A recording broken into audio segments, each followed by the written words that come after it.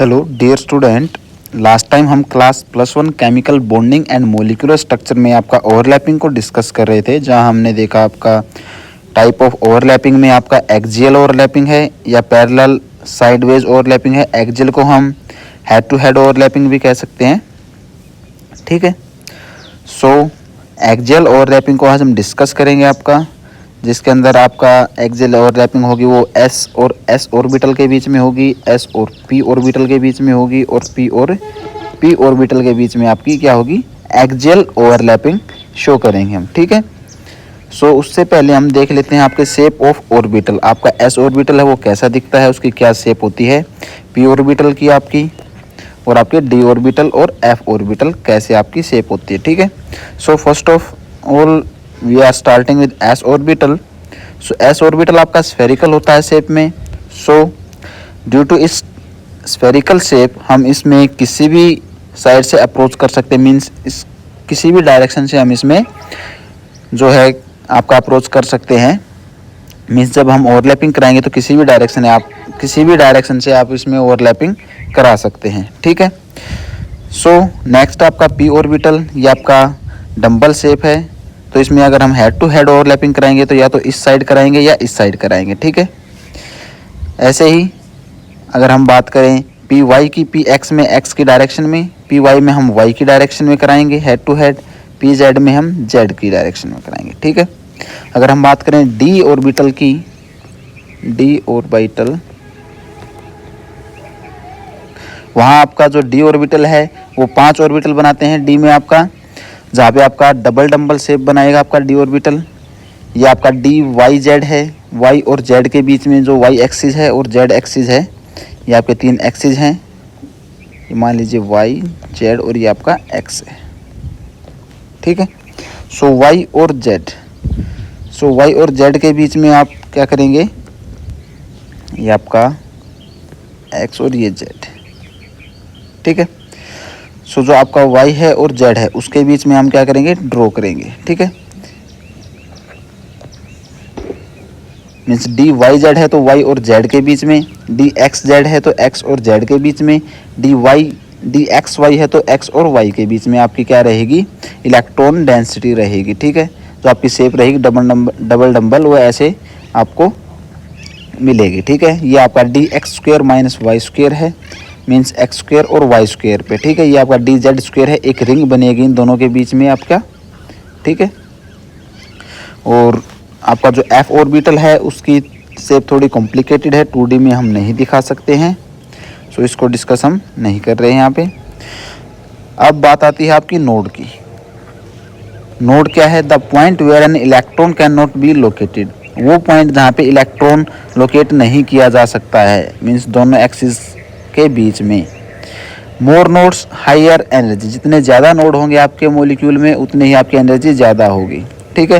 Node का मतलब है जहाँ इलेक्ट्रॉन डेंसिटी 0 हो, मीन्स कोई इलेक्ट्रॉन डेंसिटी ना हो, इलेक्ट्रॉन से जो चार्ज है उसका कोई इफेक्ट ना हो जिस एरिया पे, उसको हम क्या कहेंगे, नोड कहेंगे, ठीक है। सो पी ऑर्बिटल में हम देख सकते हैं 1 नोड है, एक यहाँ नोड है, एक यहाँ नोड है और एक यहाँ नोड है। सो एक नोड प्रेजेंट है आपके पी ऑर्बिटल्स में, ठीक है। अगर हम बात करें वहीं डी ऑर्बिटल्स की, तो यहाँ पे आपके 2 नोड प्रेजेंट हैं, एक आपका वाई एक्सिस वाला, एक आपका जेड एक्सिस वाला, ठीक है। सो एनर्जी आपके पी ऑर्बिटल से डी ऑर्बिटल में ज़्यादा रहेगी क्योंकि नंबर ऑफ नोड्स आपके क्या हैं, ज़्यादा हैं, ठीक है। अब वहीं अगर बात करते हैं हम एफ ऑर्बिटल में, तो वहाँ पे एनर्जी सबसे ज़्यादा रहेगी क्योंकि नंबर ऑफ नोड्स वहाँ पे क्या है, सबसे ज़्यादा हैं। अगर बात करें एस ऑर्बिटल में, यहाँ पे कोई नोड नहीं बन रहा है तो एनर्जी सबसे कम रहेगी आपकी एस ऑर्बिटल की, ठीक है। सो अगर हम एनर्जी का अरेंजमेंट देखें तो एस में सबसे कम, उससे ज़्यादा आपका पी में होगी, उसके बाद आपका डी में होगी और सबसे ज़्यादा होगी आपकी एफ में, ठीक है, अकॉर्डिंग टू नोड। सो अब हम देख रहे हैं आपका एक्सियल ओवरलैपिंग। जो आपका एक्सियल ओवरलैपिंग है means head to head overlapping है, वो हम एस एस, एस पी और पी पी में देखेंगे। तो when 2 atomic orbital overlap along their axis, axis के अलोंग आपका जो ओवरलैपिंग होगा, मीन्स हम एस ऑर्बिटल में किसी भी डायरेक्शन से कर सकते हैं, नो प्रॉब्लम, ठीक है, क्योंकि स्पेरिकल शेप होने के कारण हम किसी भी डायरेक्शन से अप्रोच कर सकते हैं, तो ठीक है। तो यहाँ पे हाइड्रोजन का है, आपने एग्जांपल लेके, ये हाइड्रोजन का 1s है, ये आपका दूसरा ऑर्बिटल है 1s, दोनों को ओवरलैप कराया, ओवरलैपिंग के बाद आपका ये एक दूसरे के साथ ओवरलैप कर गई। सो ये आपका क्या है, ओवरलैपिंग पार्ट है, मीन्स ओवरलैप कर गया, हेड टू हेड पेनिट्रेट कर गया है, ये आपकी ओवरलैपिंग होती है। जितना ज़्यादा पेनिट्रेट करेगा उतनी ही आपकी ओवरलैपिंग क्या रहेगी, स्ट्रॉन्ग रहेगी, ठीक है। सो नेक्स्ट आपका एस और पी ओवरलैपिंग, एक आपका एस ऑर्बिटल है, एक आपका पी ऑर्बिटल है, एक्सिस के अलोंग करेगा, मीन्स हेड टू हेड करेगा, ये इस साइड से अप्रोच करेगा या इस साइड से, ठीक है। तो इस साइड आपका एस ऑर्बिटल है, ये पी ऑर्बिटल, तो इस साइड से अप्रोच करेगा एस के साथ, और आपका ओवरलैपिंग करके ये आपका मॉलिक्यूल फॉर्म कर लेगा, एस पी ओवरलैपिंग शो कर लेगा, ठीक है, ठीक है। इजी है, आई होप कि समझ आ रहा होगा। नेक्स्ट है आपका पी और पी एक्सियल ओवरलैपिंग, ठीक है। सो इसमें आपका दोनों ही पी और पी ऑर्बिटल हैं, तो आपके अप्रोच करेंगे ये हेड टू हेड या एक्सिस के अलोंग, ये आपका ओवरलैपिंग का पार्ट रहेगा। इस तरह आपका ओवरलैपिंग करने के बाद उसके बाद आपका ये ओवरलैपिंग करके आपका सिग्मा बॉन्ड फॉर्म करेंगे, मीन्स जितने भी आपकी एक्सियल ओवरलैपिंग होती है, means axial overlapping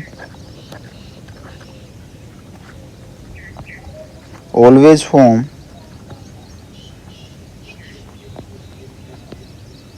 sigma bond. जितने भी आपकी एक्सियल बॉन्ड होंगे या एक्सियल ओवरलैपिंग होगी वो आपके क्या बनाएंगे, सिग्मा बॉन्ड फॉर्म करेंगे, ठीक है। तो आपका पी और पी में भी आपका सिग्मा बॉन्ड बनेगा, एस और एस ओवरलैपिंग में आपका सिग्मा बॉन्ड बनेगा, एस और पी में भी आपका क्या बनेगा, सिग्मा बॉन्ड बनेगा, ठीक है। तो ये था आपका axial overlapping. Axial overlapping means आपका जितने भी एक्सियल ओवरलैपिंग आपके शो हैं सभी ने क्या किया है, सिग्मा बॉन्ड फॉर्म